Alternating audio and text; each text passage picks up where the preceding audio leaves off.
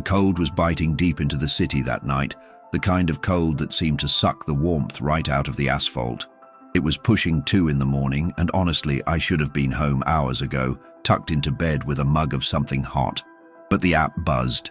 A surge fair right on the edge of the industrial district. A place where the shadows are thick and the streetlights feel like they're trying to hide something. I've been driving this city for over 40 years, first a regular taxi, now this app gig, and I know those parts of town. They always hold the best or the worst stories.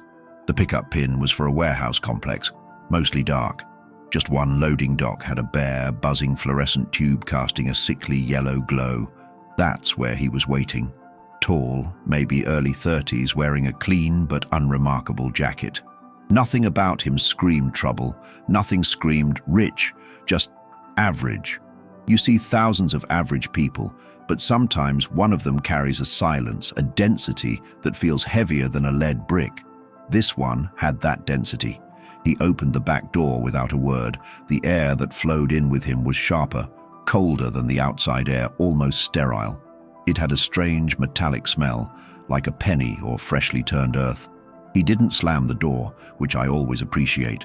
He just closed it with a quiet, final thunk that seemed to seal us both into a capsule hurtling through the night.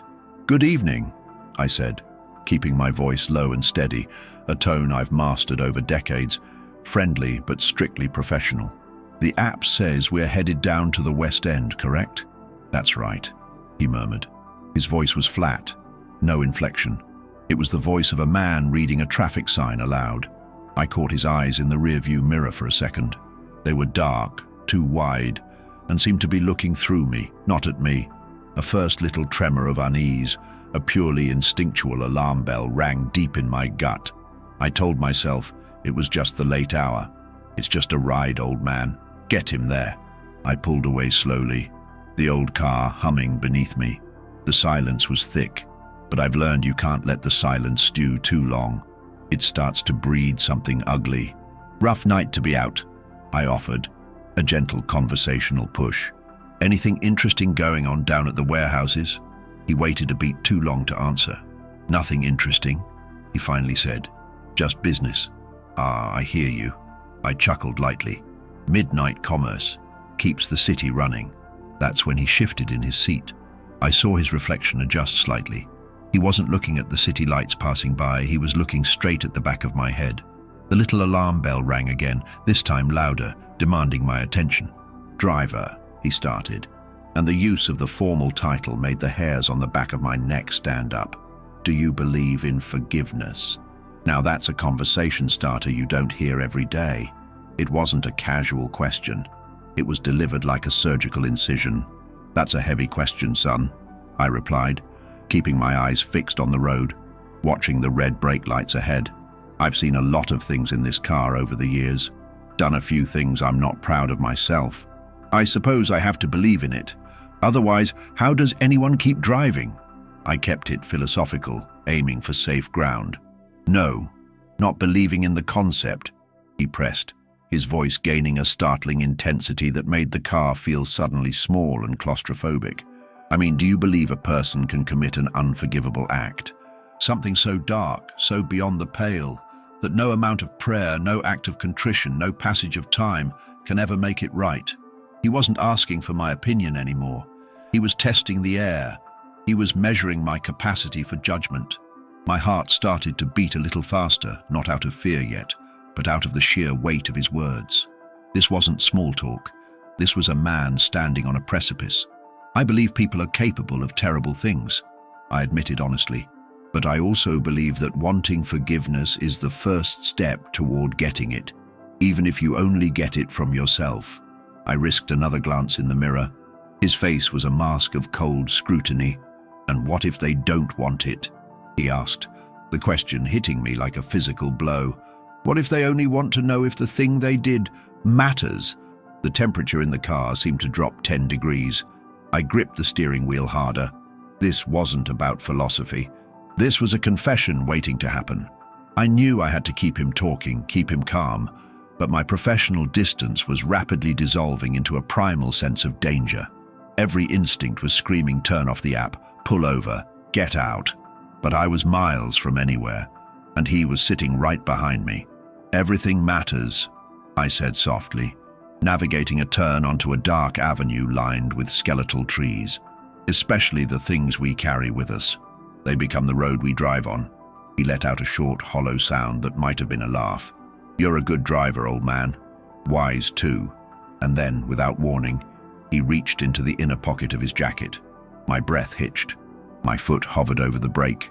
This was it. The moment the fare goes sideways. But he didn't pull out a weapon. He pulled out a small, worn photograph. "Look at this," he commanded, his tone now completely devoid of question, pure authority. He leaned forward and placed the picture flat on the center console, right next to my gear shifter. I kept my eyes on the road for a moment longer, my mind racing. What is it? A loved one? A threat? The image was facing up, and the low dashboard light glinted off the glossy surface. I finally stole a quick, anxious glance down. It was a photograph of a little girl on a playground swing. She couldn't have been older than 5, with bright, laughing eyes and pigtails flying in the wind. She was absolutely radiant with the kind of pure, unadulterated joy that belongs only to children. A wave of relief, warm and unexpected, washed over me. Thank God. It's just a picture of his daughter. He misses his family. "She's beautiful, son," I said, genuinely touched. "Your daughter?" The tension in my shoulders eased. He didn't answer.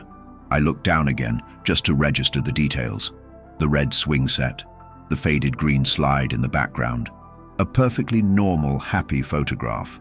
"She was beautiful," he corrected, his voice flat again, but carrying an echo of something deeply, violently suppressed.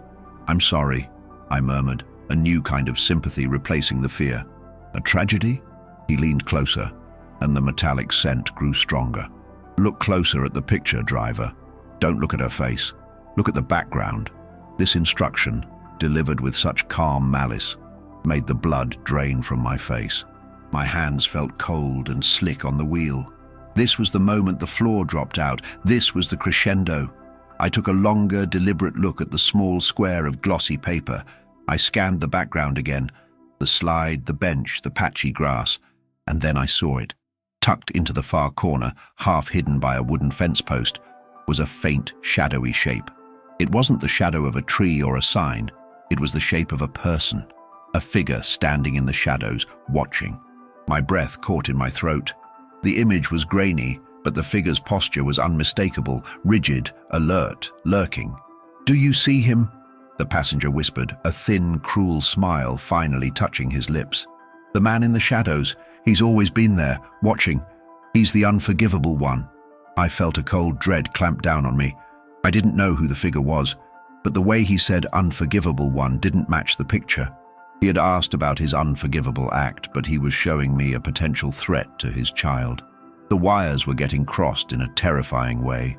I looked at the picture again, searching for a clue, and that's when I noticed the date stamp printed in the bottom corner of the photo.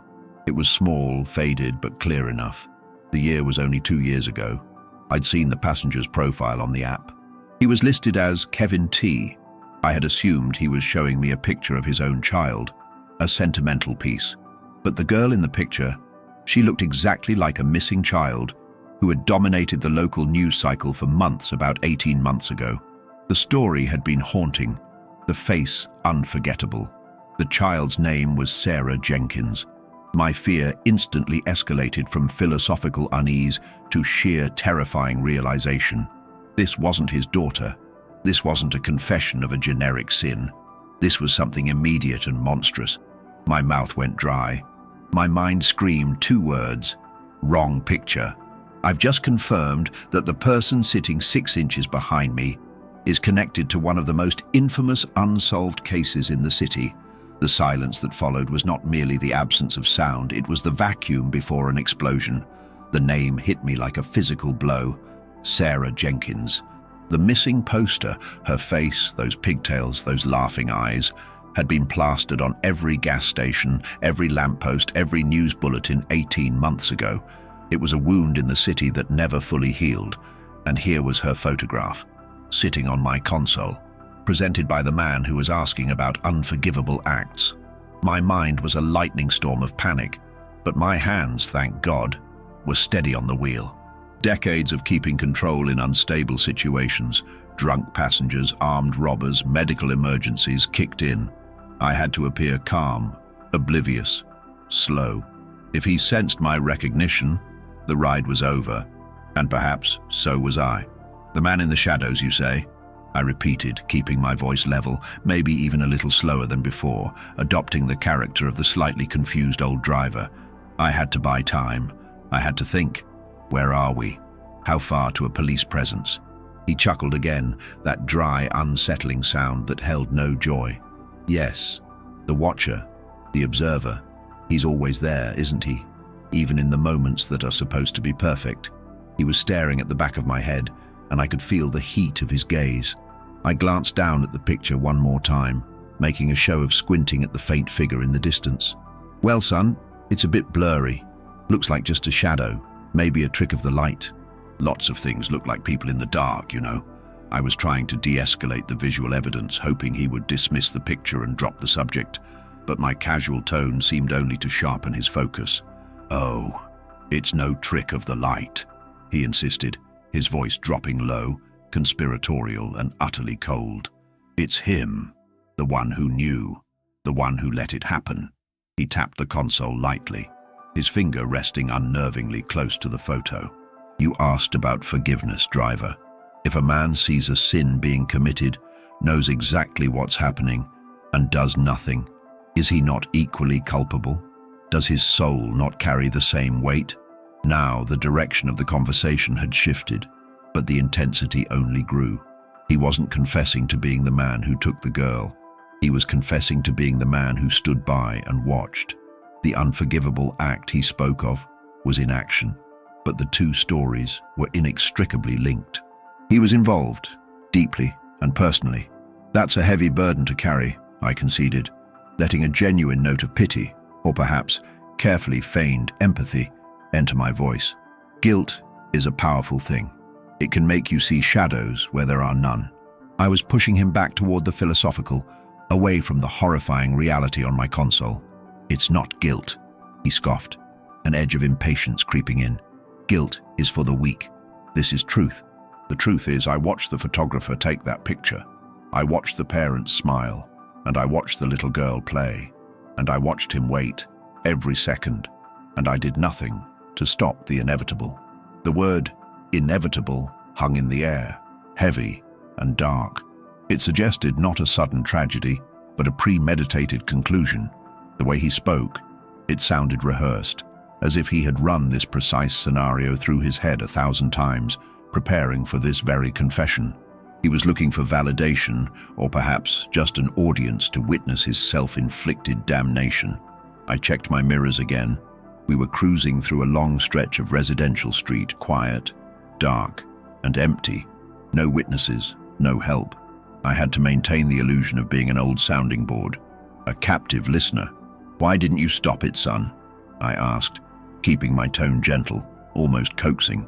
The acceleration of the emotional trigger was working perfectly. He was opening up. He leaned forward again, and I could practically feel the cold breath of his confession on my neck. Because I was part of it. Not the act, but the system. The machine that allows such things to happen. I built the fence she was standing by. I mixed the concrete for the sidewalk she was running on. We are all complicit, driver. Every one of us who just goes about our day ignoring the warnings. His explanation was rambling, a psychotic justification that managed to be both chillingly specific and frustratingly vague. He was trying to elevate his passive role into something grandly tragic, avoiding the direct, ugly truth. But the truth was still on my console under the name Sarah Jenkins. I decided to risk a slight acceleration of my own. I needed to know more without showing I knew too much. "It sounds like you carry a lot of pain for this child, Sarah," I said, using the name deliberately, watching his reflection for the slightest flicker of surprise or aggression. He froze, absolutely frozen. The pause was monumental. It felt like hours stretched between his reflection and my eyes in the mirror. Then, slowly, he resumed breathing.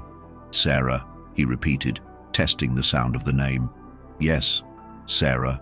You remember her, don't you, driver? Everyone does. That's the point.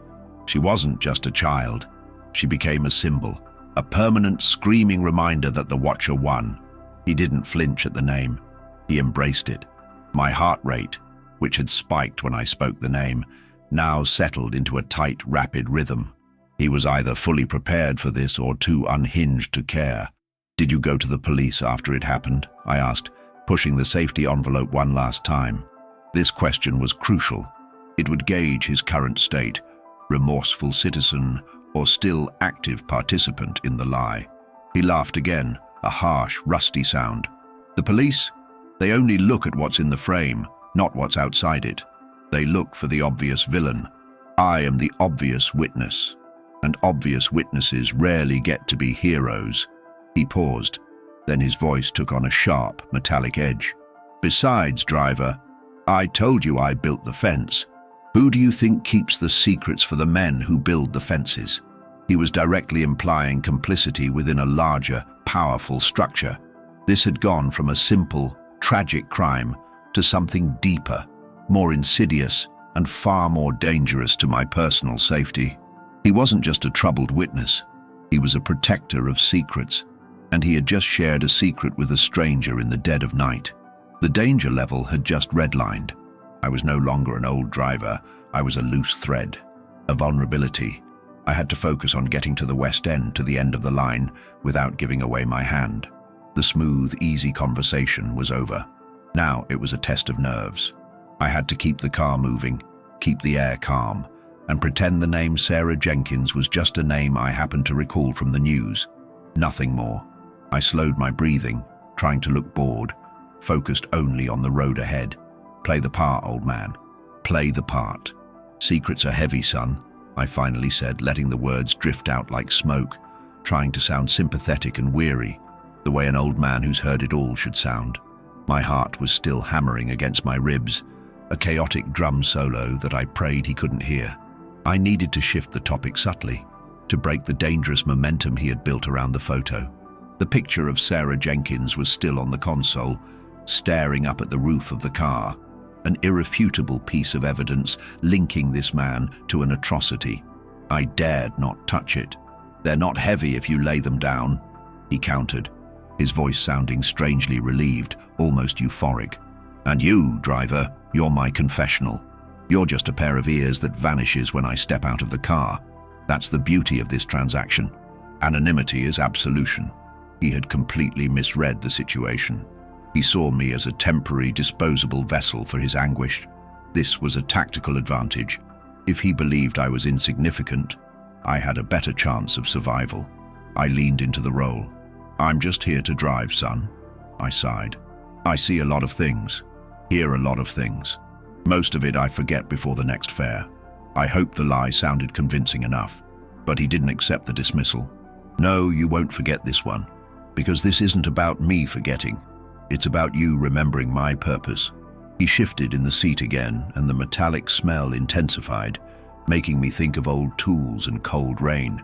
"Do you see how the world works, driver? It needs people who stand aside, people who are willing to watch the gears turn. The man who takes a child, he's a beast, a simple villain. He takes the blame. But the man who sees the beast, who understands the beast, and allows the beast its territory, that man is the engineer of the human condition." His philosophy was repulsive, a sickening attempt to rationalize complicity as a form of higher, tragic responsibility. I felt a surge of pure, moral revulsion, a strong emotional trigger that I had to quickly bury beneath my calm exterior. The urge to pull over, call 911 and pin him against the seat was almost overwhelming.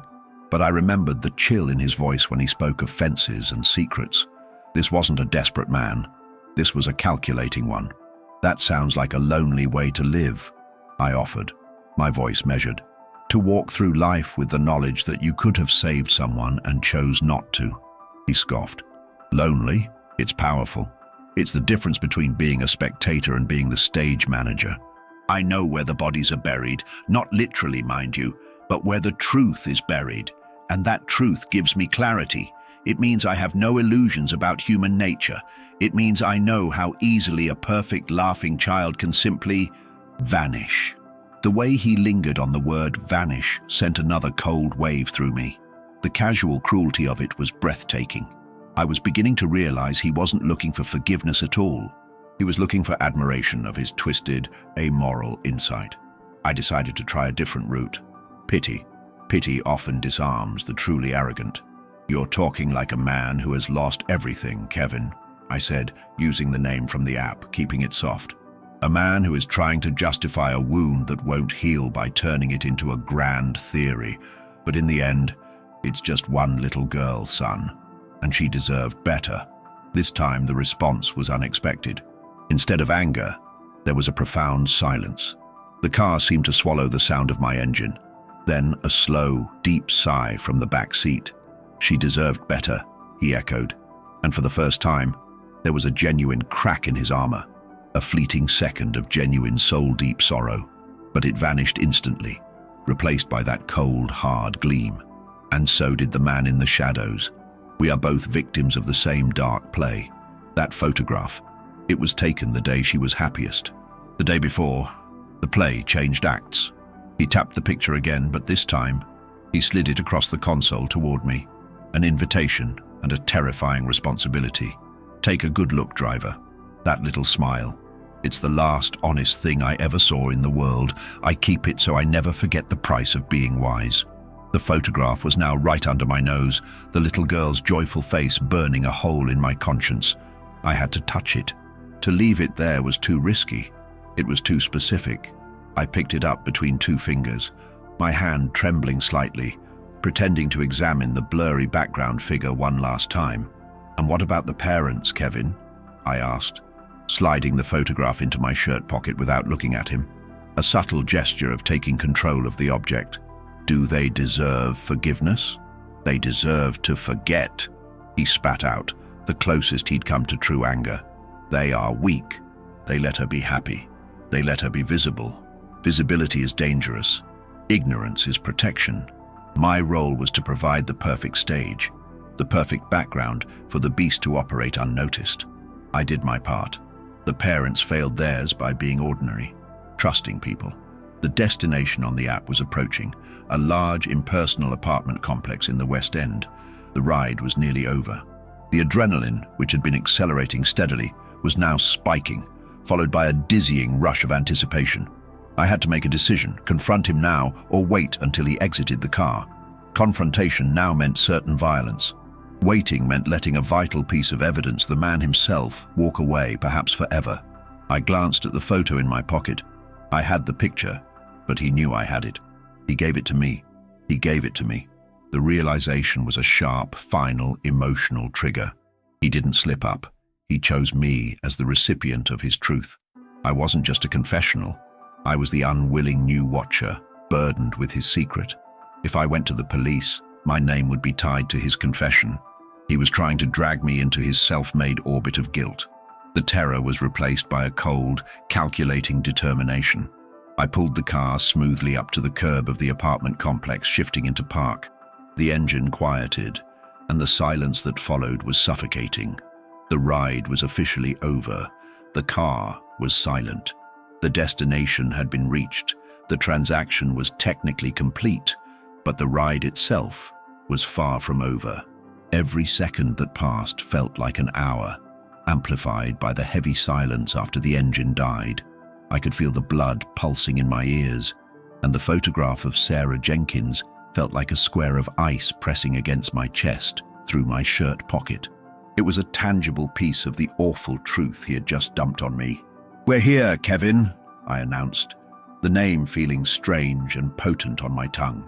I kept my eyes fixed ahead, looking at the anonymous concrete of the apartment building, watching for any sign of life, any light in a window, any kind of lifeline. There was none. He didn't move immediately. I saw his reflection in the rearview mirror again. He took a long, slow breath, a deep lungful of air, as if savoring the final moment of his confession. Then he did something truly chilling. He smiled. It wasn't a smile of warmth or thanks. It was a cold, satisfied contraction of the muscles around his mouth. The kind of expression a man makes when he has successfully completed a complicated, delicate task. It was a smile of triumph. "Thank you, driver," he said, his voice now almost cheerful, completely detached from the existential dread he'd been weaving moments before. "You've been an excellent listener, truly excellent." He paused, and the cheerfulness drained away, replaced by a subtle, deep gravity. "And thank you for taking the picture. It means the world to me that someone else is now looking at that little girl. You see the shadow now. You understand the truth of what I told you.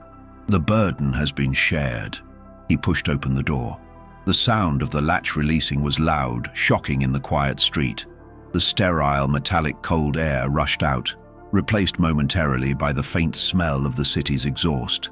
He stood outside the car for a moment, and I finally turned my head to look at him directly. He was just a man under a streetlight, but the knowledge I held made him seem like a creature from a different world. He looked back at me, meeting my gaze through the side window. "Don't lose it," he commanded softly, gesturing vaguely toward my pocket. "It's a powerful thing, that memory. It will keep you honest. Good night, driver." And with that, he turned. He didn't look back. He walked purposefully toward the main entrance of the apartment complex, his silhouette quickly dissolving into the shadow of the tall building. Just a man going home after a long night, but he had left a bomb in my car. I didn't move for a full 60 seconds after his figure vanished. My foot stayed frozen on the brake, the car in park. I was trying to reconnect with reality. He's gone. It's over. You're safe. But I wasn't. The moment the fair ended, the terror didn't stop. It just changed form. I felt a sudden, violent shiver run through my entire body, a physical release of the tension I'd been holding for the last hour. My hands were shaking uncontrollably on the steering wheel. I fumbled for the car keys, my mind screaming, "Go! Now!"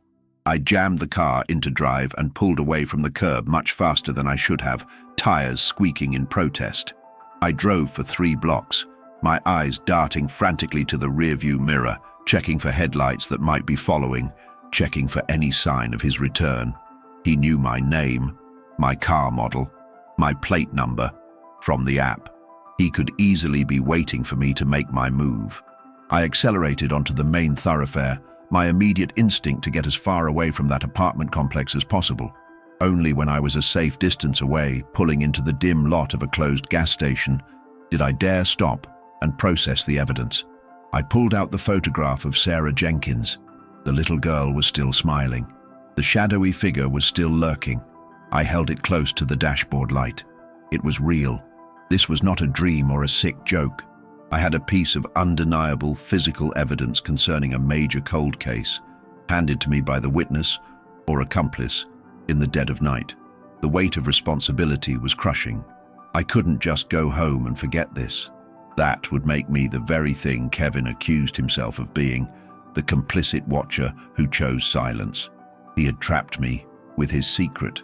He had gambled on my old man's weariness, on my desire to stay out of trouble. But the eyes of that little girl were looking right at me. I was the last person outside of the perpetrator to hear the truth. I had a moral, unavoidable obligation to act. The first, terrifying realization was, I am in danger. If Kevin went to the police, he would frame me as the final recipient of the evidence, maybe even the person he confessed to. If I went to the police, I would be exposing myself to a powerful man with dangerous secrets, who knew exactly who I was and where I lived. He was protected by the fences he spoke of. I reached for my cell phone, my thumb hovering over 911, but a chilling memory stopped me. The police, they only look at what's in the frame, not what's outside it. If I called now without a clear, detailed explanation, I'd just be an old, panicked driver with a blurry picture, making an accusation against a man whose name I only had from an app, a man who might already have an alibi and powerful friends. I needed more than just the photo. I needed context. I needed to secure the evidence and start documenting every single word. I had to become the opposite of the man in the shadows. I had to become the witness. The immediate goal shifted from survival to documentation. My ride home was cancelled. My night had just begun. I was heading straight to the precinct, but not to call. I was going to park across the street, gather my thoughts, and prepare a narrative that couldn't be dismissed. A story that would finally bring justice to Sarah Jenkins. My initial instinct to floor the accelerator and flee was replaced by a cold, hard focus. Fear hadn't vanished. It had crystallized into a resolve that felt like steel in my spine. I was driving toward the downtown precinct, but the journey was less about distance and more about mental preparation. I was no longer just a driver. I was a fragile link in a dark chain, and I couldn't afford to break. I pulled into a dimly lit diner parking lot a few miles from the precinct, choosing a spot that gave me a clear view of the street, an automatic gesture of paranoia. I needed to document everything before I spoke to a soul. I took out my phone and switched on the voice recorder. I had to create a perfect, unassailable timeline. "It's 3:15 a.m., I whispered into the phone, my voice slightly shaky but determined. "Wednesday morning, December 4th. This is Driver," my name, which I dared not speak aloud for the record, reporting an interaction with a passenger named Kevin T. Ride terminated at the West End complex. The story begins with a question about forgiveness and ends with the face of Sarah Jenkins in my pocket. I started recounting the entire journey, word for word, gesture for gesture. I described the metallic smell, the lack of inflection in his voice, the chilling repetition of the word watcher. I described the moment he placed the photograph on my console, the wrong picture, the one that didn't belong to him. I slowed down my narration when describing his final, chilling smile. Every detail was crucial. I couldn't risk the police dismissing me as a crackpot old man fabricating a story based on old news. As I spoke, the paranoia crept in, sharp and insidious. Every passing car sounded like a threat. Every unexpected light in the diner's dark windows looked like a pair of watching eyes. Did Kevin see me turn? Did he follow me in another car? He wasn't just a troubled witness. He was a self-proclaimed protector of secrets, and I was holding his secret. I reached for the photograph again, my fingers tracing the faded ink of the date stamp. 2 years ago, Sarah Jenkins. I looked at her face, this innocent little girl frozen in a moment of pure bliss, and the full weight of my moral duty settled heavily upon me. This wasn't about danger anymore. It was about paying the price of truth. I realized that Kevin didn't just dump the secret on me. He was looking for a replacement watcher, someone to share the burden of his inaction. By choosing to act, I was refusing his invitation to complicity. I spent nearly 20 minutes recording the statement, meticulously describing the apartment complex, the model of his jacket, the flat tone of his voice. When I finally finished the recording, my throat was dry, and my whole body felt wrung out. I played back a segment, listening to my own shaky voice, described the chilling calmness of Kevin. The evidence was solid. It was on my phone and in my pocket. My next step was to drive to the precinct, but I hesitated. The police station was brightly lit, a beacon of official authority, but also a potential target. If Kevin was connected to a larger, corrupt machine, walking into that station with the picture might put me in more danger than driving around alone. I sat there, the car engine idling, debating the best approach. Should I call an anonymous tip line? No, an anonymous tip would be dismissed. I had physical evidence and a detailed account. I had to present myself in person, with the confidence of an ordinary citizen who stumbled onto something extraordinary. I reached for the visor and pulled down the small mirror. I looked at my reflection. An old man, bags under his eyes, grey hair sticking up. I looked like every other late-shift driver in this city. Ordinary. That ordinariness was my shield. Kevin had seen me as a disposable listener, an anonymous shadow. I had to use that anonymity to my advantage. I took a final deep breath, letting the tension drain out with the exhale. It was time to switch roles completely. I was no longer the cautious driver. I was the messenger of Sarah Jenkins. I started the engine again, pulling slowly out of the parking lot. As I drove the final stretch toward the downtown precinct, I noticed something strange about the photograph still sitting on my passenger seat. It wasn't the blurry shadow of the man in the background that caught my eye. It was the quality of the paper itself. It felt thicker, almost professional grade, like it had been handled very little. And the colors, the red of the swing set, the yellow of her hair, were startlingly vivid despite the date stamp. He said he keeps it so he never forgets the price of being wise. A thought, dark and chilling, suddenly cut through my focus. What if the picture itself was the wrong picture? Not that he was showing me the wrong missing child, but that the picture was a copy, a professional, high-quality reproduction used for documentation or perhaps premeditation. If he was the watcher, and he handed me a perfect copy of the victim's photograph, what did he keep for himself? The original, or something worse? The question brought a fresh, searing wave of fear, accelerating my pace toward the lights of the police station. The truth was deeper and more twisted than I first assumed. I wasn't just exposing a witness, I might be exposing a complex, calculating perpetrator who was one step ahead. I pulled up to the curb across the street from the precinct entrance, bathed in the harsh, blue-white light of the streetlights. The building was solid, imposing, and felt incredibly fragile all at once. I turned off the engine, the sudden silence deafening. I looked at my phone, confirming the voice recording was secure. I looked at the photograph, the smiling face, daring me to fail.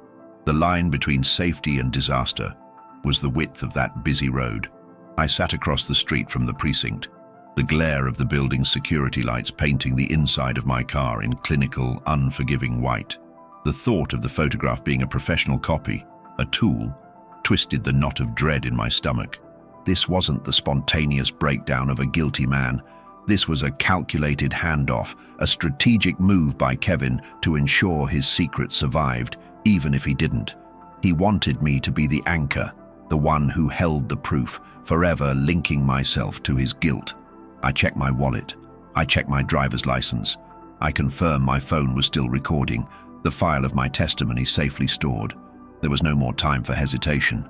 The longer I waited, the more time Kevin had to solidify his alibi, to move, or God forbid, to implicate me. The moment had arrived to step out of the car, out of the darkness, and into the light of consequences. Taking a deep, shaky breath, I gripped the handle and opened the door. The sound seemed to echo in the dead of night quiet. I stepped onto the cold pavement, clutching my phone and the photo. Every joint in my old body protested the sudden movement, but the adrenaline overrode the pain. I locked the car, a pointless automatic gesture, and started walking across the street. The traffic was sparse, just a handful of late-night delivery trucks. Each step was heavy, weighted by the photograph in my hand. I felt like I was crossing a desert, leaving the familiar, safe territory of my life as a driver and entering an unpredictable, dangerous wilderness. I pushed open the heavy glass doors of the precinct lobby. The air inside was warm, stale, and smelled of disinfectant and old coffee. A tired-looking officer sat behind a thick glass partition. He didn't look up immediately. He was filling out paperwork, his pen scratching monotonously. I walked right up to the window, placing my hands flat on the counter.